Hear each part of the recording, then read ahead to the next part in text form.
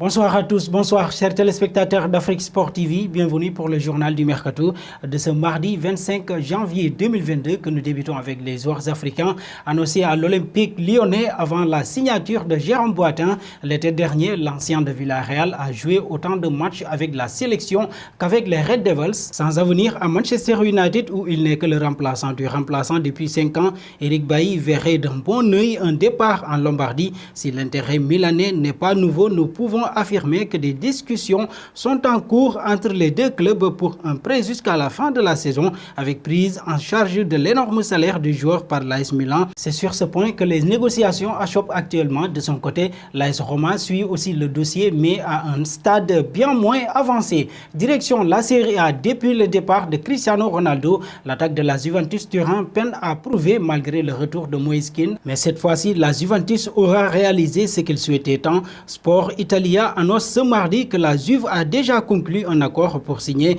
Dusan Vlahovic de Fiorentina pour des prix élevés. Le Serbe coûtera la Juve environ 67 millions d'euros. La durée du contrat qui sera signé par les deux parties est encore inconnue, mais c'est confirmé que le jeune attaquant sera bien connerie et touchera 7 millions d'euros par saison. Vlahovic a déjà inscrit 20 buts à la Fiorentina en 24 matchs cette saison.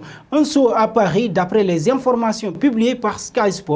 L'international néerlandais Wijnaldum serait favorable à un départ du PSG. Ce mois de janvier, il n'aurait pas l'intention de le dire publiquement, mais il souhaiterait retourner en Premier League et Arsenal lui ferait les yeux doux. Il apprécierait d'ailleurs particulièrement le club londonien et pourrait être favorable à l'idée d'un transfert sous contrat avec le PSG jusqu'en juin 2024. Wijnaldum pourrait filer du côté des Gunners avant la fin du mercato. Mikel Arteta a récemment confirmé que les Gunners pourraient recruter ces derniers jours de mercato et il ciblerait en particulier un milieu de terrain. Filons auprès de Cody Gakpo qui serait dans le viseur de Manchester City. L'ailier néerlandais évolue régulièrement dans les rangs du PSV Eindhoven depuis ses débuts professionnels en 2018. Il a depuis fait 116 apparitions pour le club hollandais, 31 buts et 39 passes décisives, de quoi intéresser les recruteurs des Citizens qui vont régulièrement le superviser depuis quelques mois, rapporte le Mirror.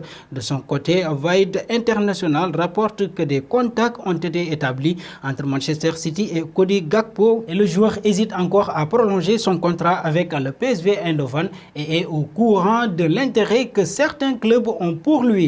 Un bond à Chelsea, selon la Sexta, le Barça a bouclé la signature de César Azpilicueta en vue de la saison prochaine. D'autres sources affirment que le défenseur de Chelsea n'a pas encore tranché. Hier soir, le journaliste José Alvarez a révélé durant l'émission El Chiringuito qu'un accord avait été trouvé entre Azpilicueta et le Barça pour un contrat de 3 ans, 2 années plus une option effective à partir de cet été. Le mois dernier, Gérard Romero avait déjà révélé un accord de principe entre les deux parties sans préciser la durée et sans écarter non plus un rebondissement. Selon Fabrizio Romano, le Barça travaille bien sur la signature estivale de l'international espagnol de 32 ans, mais ce dernier n'aurait pas encore communiqué sa décision à Chelsea qui espère toujours le prolonger. Terminons au Barça. Selon les informations de Mundo Deportivo, Moussa Sissoko aurait atterri ce mardi après-midi à Barcelone. À en croire le média espagnol, l'agent d'Ousmane Dembélé aurait fait le déplacement car une dernière rencontre avec la direction du Barça